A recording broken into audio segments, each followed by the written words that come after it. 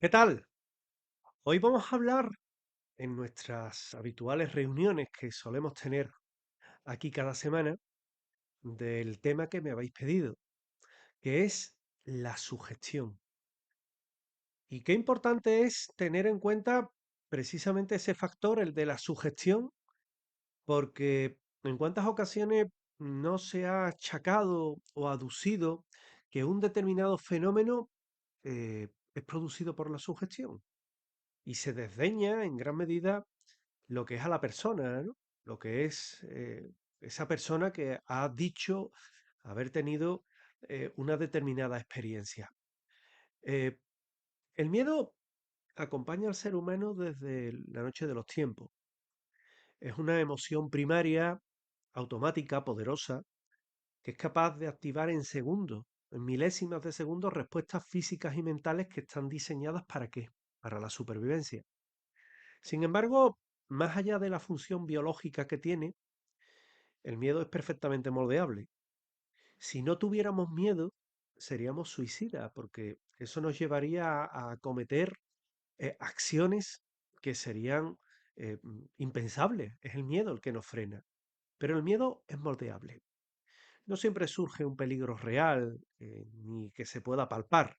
En muchas ocasiones nace de ideas, de expectativas, de relatos, de lo que nos cuentan, de creencias que influyen en nuestra forma de interpretar el entorno.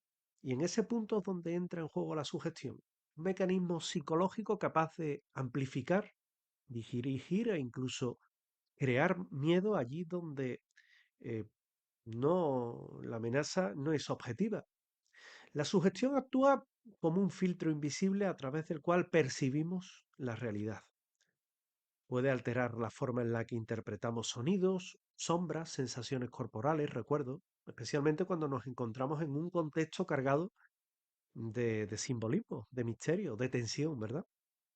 Lugares asociados a historias paranormales, a investigaciones en sitios encantados, incluso en narrativa de un tipo paranormal, por qué no decirlo, todo eso lo que invita, lo que nos lleva es a que en nuestra propia mente genere, proyecte temores que puede ser muy real para el que los experimenta y que los investigadores deben de saber siempre diferenciar. Por eso es bueno llevar a una investigación un psicólogo, por ejemplo.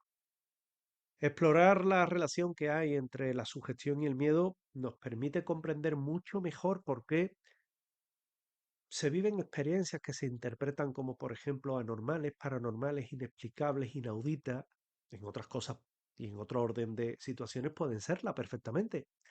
O por qué el terror puede apoderarse de grupos de personas en circunstancias que están muy lejos de ser objetivas y que se construye a partir de emociones, de expectativas, de creencias previas, en un proceso que no resta valor a la experiencia vivida, al contrario, pero que sí es verdad que nos ayuda en este caso a poder explicarla.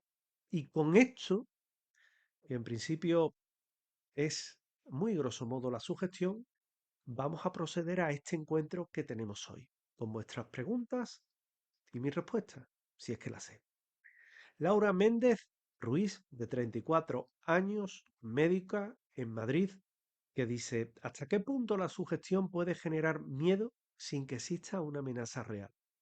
Bueno, pues la sugestión puede generar miedo de una forma muy distinta, incluso en ausencia de peligro real, porque el cerebro humano reacciona de forma muy diferente y no reacciona únicamente a lo que ocurre objetivamente, sino a la interpretación que hace de estímulos. Si una idea nos es sugerida mediante palabras en un contexto por expectativa, esa idea activa una percepción de amenaza, el cuerpo responde como un peligro real. Es como cuando por las noches se está acostado y se siente un ruido en el balcón y se piensa que puede ser un ladrón que ha entrado a robar porque en otros pisos han robado entrando por el balcón. Y lo que te genera es miedo, no te pones en que puede ser un palomo, en el que se te puede haber descolgado un cordel del tendedero, vete tú a saber.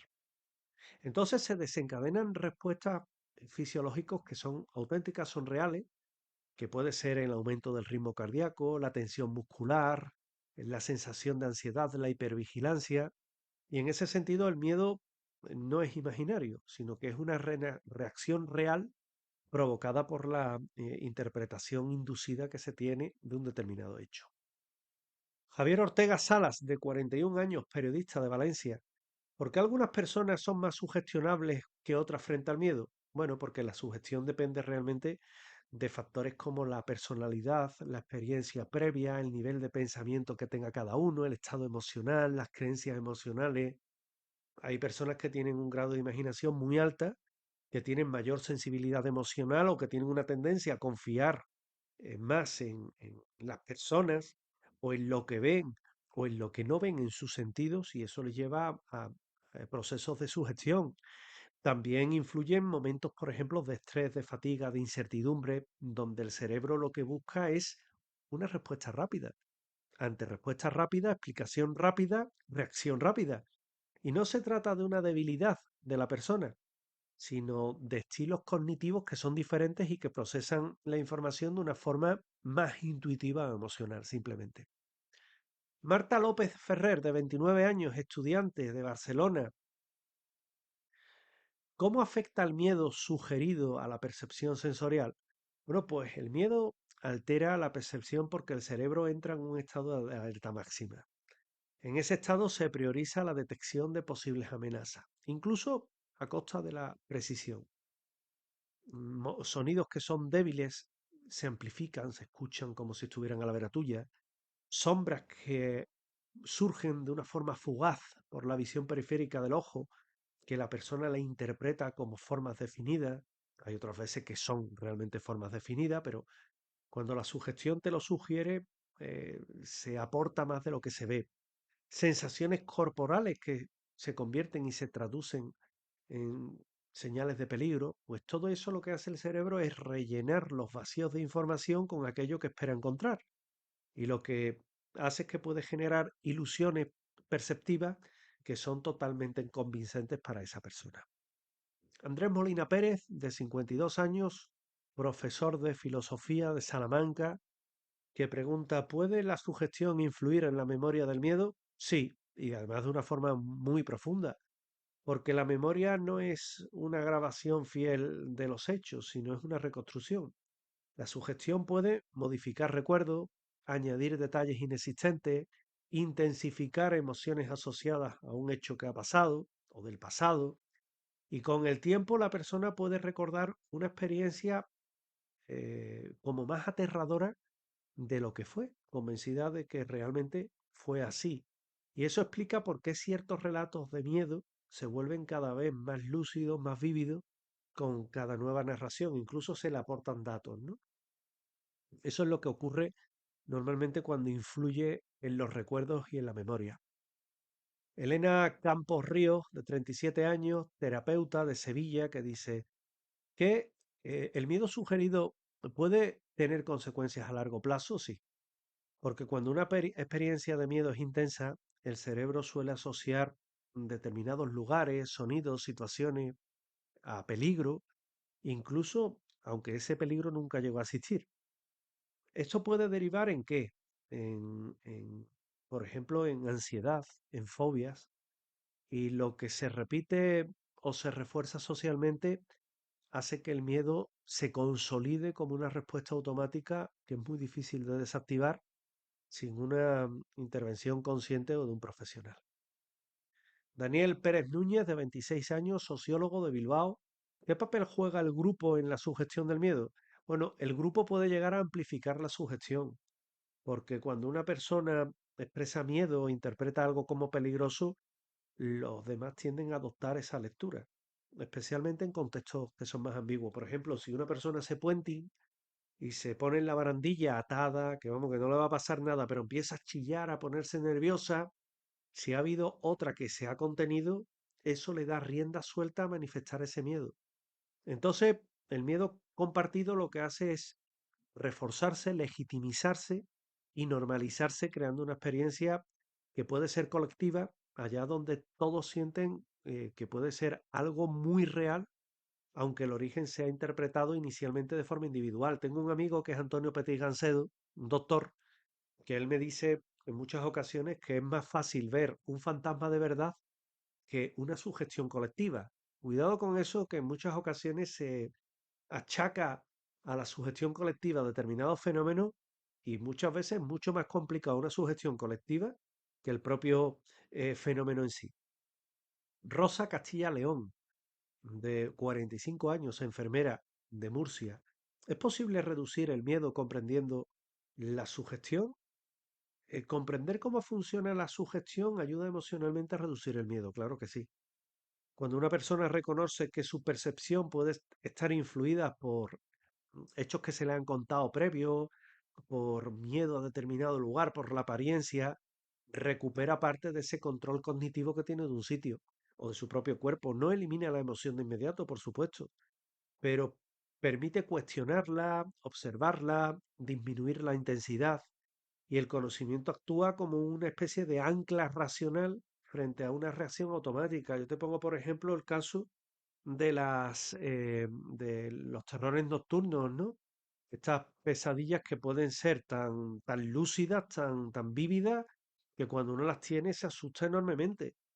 Pero cuando uno las ha vivido ya 3 o 4 veces y ya sabe de qué va la historia, si tiene la capacidad de en el sueño controlar el miedo, te puede pasar como a mí me pasó a mi compañero Jesús García, ¿no? Que pensamos, bueno, ya está aquí otra vez. A ver ahora qué es, un humanoide, un fantasma, una sombra, venga, vamos. Y en ese momento que has controlado eso, en vez de estar rígido en la cama tratando de moverte con ansiedad, chillando, pues puedes moverte, te despiertas y dices, bueno, pues lo he controlado. Es un ejemplo, ¿no? Es difícil, ¿eh? Controlar un terror nocturno es complicado, pero te lo he puesto como ejemplo porque es más extremo. Sergio Valdés Romero, de 39 años, farmacéutico de Toledo. ¿Por qué las investigaciones paranormales son tan propensas a crear sugestión en las personas? Bueno, en algunas personas, ¿eh? Porque desarrollan estas investigaciones en entornos que son potencialmente ideales para ellos, como que oscuridad, silencio, lugares desconocidos, aparentemente encantados, con unas historias y unos relatos que entroncan con el misterio, y la mente lo que busca sentido es a los estímulos ambiguos. Y cuando ya se espera encontrar algo extraño, cualquier anomalía se puede interpretar bajo ese entorno, bajo ese marco. Y la sugestión en esas personas, otras no, otras van a un sitio y son más frías que una barra de hielo, pero cuando hay una persona sugestionada actúa como un guión que le orienta en la experiencia que ha tenido en ese sitio. Por eso, bueno, muchas veces se coge a la persona, yo llego a mis investigaciones observadores, ¿no? Que quieren venir y le digo, no, tranquilo, que allí no se ha visto nada, o tranquila, que allí no hay nada, mira, vamos ahí. Y le muestras cómo ni nada, pero para esa persona esa experiencia es súper real. Ana Beltrán Muñoz, de 33 años, fotógrafa de Zaragoza. ¿Puede la sugestión influir en la interpretación de imágenes o grabaciones? Sí y no, vamos a ver. En lo que va a registrar la cámara de vídeo o la cámara de audio, no. Pero cuando una persona espera encontrar algo extraño, su cerebro tiende a reconocer patrones donde no los hay. Sombras, reflejos, ruido. Y luego, si esa persona ha grabado algo con su móvil, por ejemplo, porque han dicho, mira, vamos a ir a tal sitio que está abandonado y pasan cosas raras. Pues eso se interpreta y lo ves en el móvil, esa persona, aunque no lo parezca, lo interpreta como una figura, como una voz, como una presencia. La sugestión no crea la imagen, pero sí la lectura que se hace de ella. Es diferente. La máquina te va a mostrar lo que hay. Eres tú el que con tus ojos dice, mira, mira, mira la sombra. O escucha, por ejemplo, y dice, mira, ha dicho papá. Lo escuchas tú. El resto no, el resto escucha un ruido, ¿no? Un poco para que veas cómo puede influir. Luis Herrera Campos, de 47 años, técnico de sonido de Málaga. ¿Por qué muchas psicofonías parecen decir lo que el oyente espera oír? Bueno, porque el cerebro es experto en completar información incompleta. Yo de psicofonías y de lo que uno entiende que luego no es sé mucho, ¿no? Cuando se sugiere una frase antes de escuchar un sonido ambiguo, la mente organiza ese ruido para que encaje con la expectativa. Y diferentes personas pueden escuchar mensajes diferentes en la misma grabación. lo que demuestra que la interpretación depende más de la sugestión que del estímulo sonoro en sí. Es curioso, ¿verdad?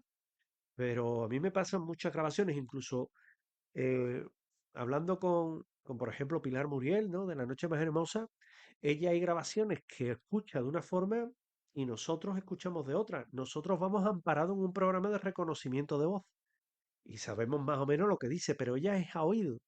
Y es curioso, ¿no? No es criticable, simplemente cómo percibe cada uno el sonido. Patricia Gómez Aranda, de 28 años, criminóloga, me interesa mucho, de Granada. La sugestión puede generar experiencias paranormales reales para quien las viva, sí, totalmente, pero totalmente en un sentido psicológico, porque la experiencia para esa persona a nivel psicológico es real. Se lo ha montado ella a nivel emocional y también a nivel perceptivo, aunque no tenga una causa paranormal. Pero el miedo, la sorpresa, la convicción se vive intensamente y para la persona no hay diferencia entre una experiencia que está creada en su cabeza por el miedo a una real, porque el cerebro responde de la misma forma.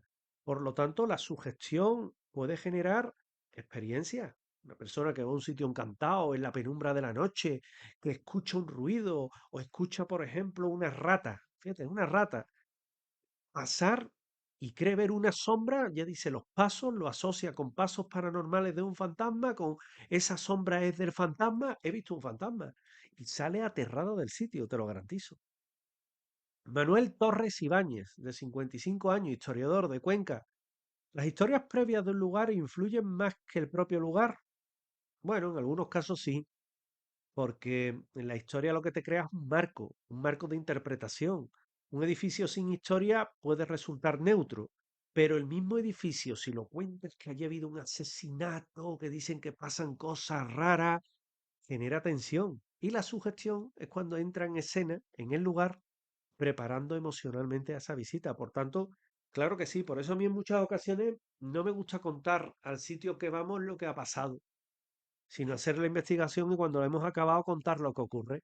¿Para qué? Para que no haya ese feedback que puede ser tan malo y que puede llevar a una persona a imaginarse que pasa en un sitio o que no pasa y que realmente luego es irreal, ¿no?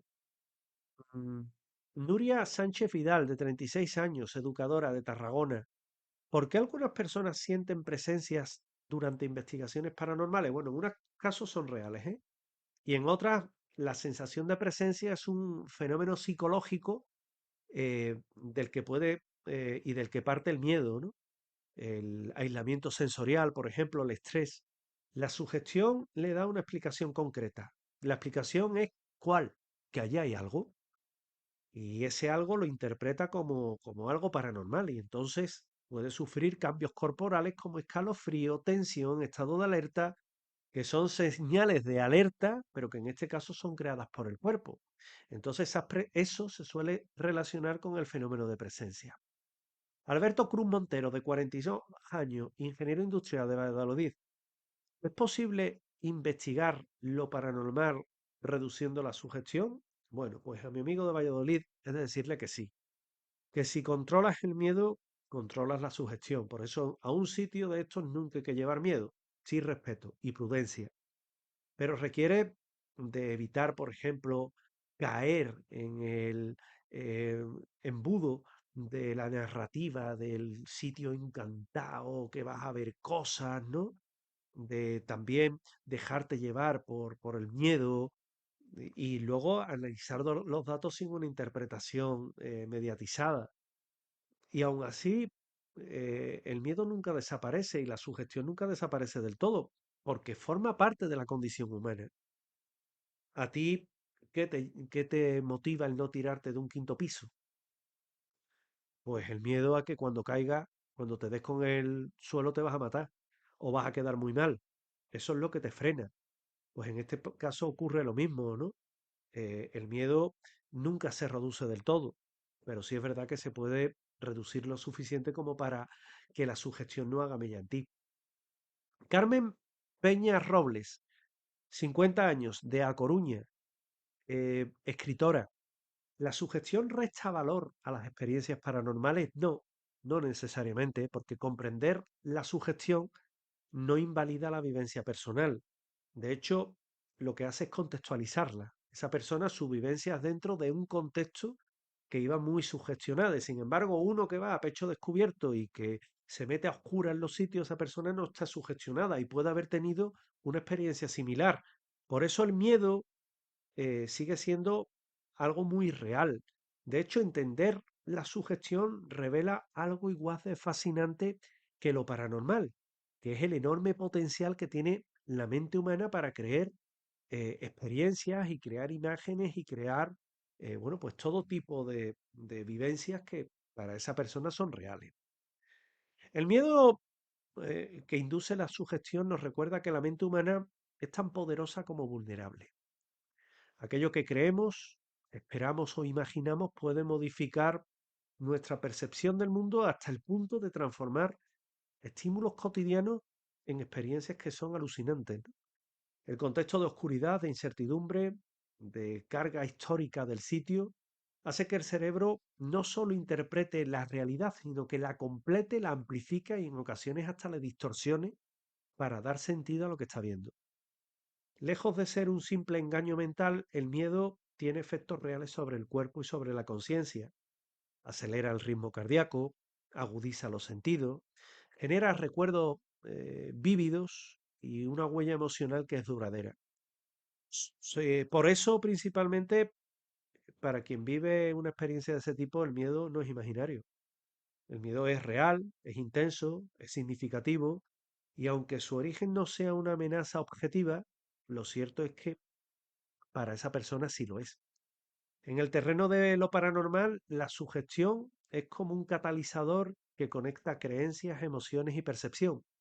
No explica todos los misterios ni invalida las experiencias personales, pero sí es verdad que ofrece una clave fundamental para comprender que lo inexplicable resulta tan convincente y aterrador en ocasiones que al final el estudio, el miedo, la sugestión, no solo arroja luz sobre fantasmas, sino sobre casas encantadas o presencias, sino también algo más fascinante, que es el poder que tiene la mente de crear, de construir realidades emocionales que son tan sólidas como nuestra mente lo quiera creer.